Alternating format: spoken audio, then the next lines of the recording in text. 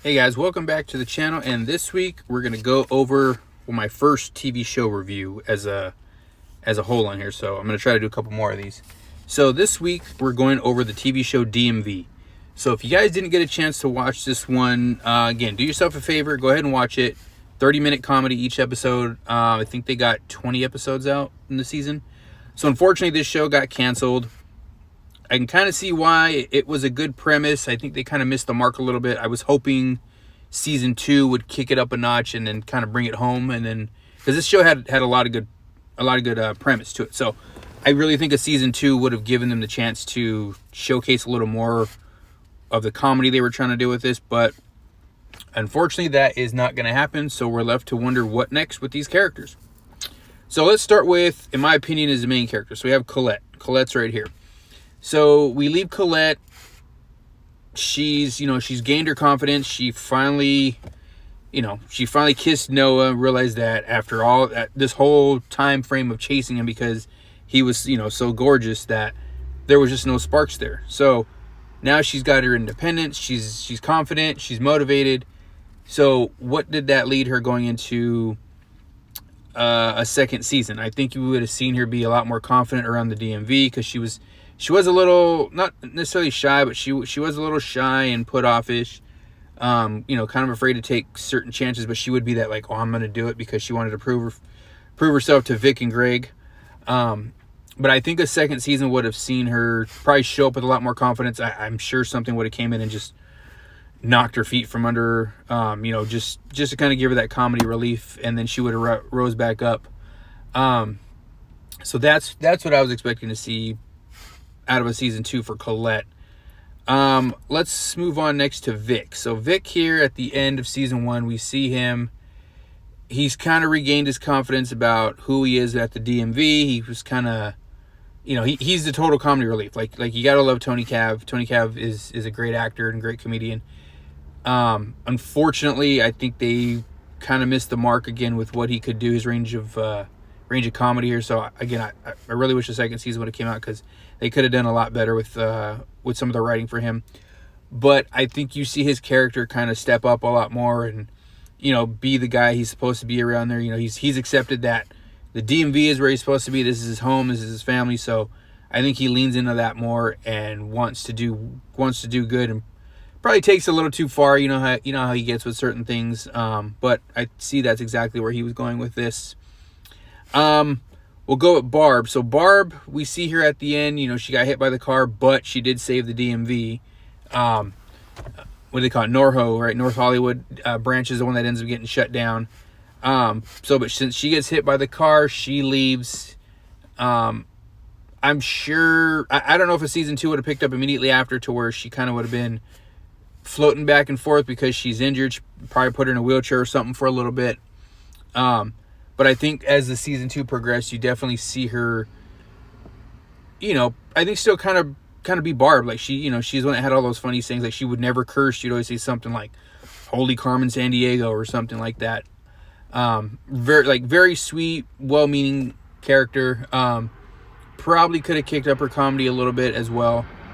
But I think you probably, in a season 2, you see something else challenge the branch, and she's kind of left to figure out what to do about it.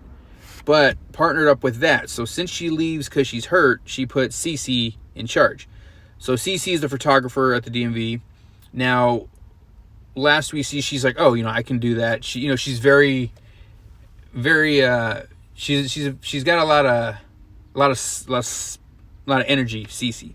So I think we pick up where you could see Cece's actually running the branch. Maybe she's doing great, or maybe she's doing terrible. But I think once Barb comes back, everybody's probably happy with the way Cece's running things. And there could probably be that little conflict between the two of them, because Barb wants her branch back, but Cece's killing it. So who knows what happens with that dynamic. But Cece was always the one that, same thing, like she knew the DMV is her home. She doesn't like it there, but she just accepts that this is where I'm at. And I'm gonna make it my own. Like, this is her space, so don't come in her space. So Noah at the end, he finally got his driver's license, because clearly he wasn't a good driver. Noah's kind of a little lost in a sense, to where you know, he kind of has a girlfriend for a little bit, then he doesn't, and then last thing he doesn't, then he knows Colette, so he's like, he knows Colette, so he's liked him.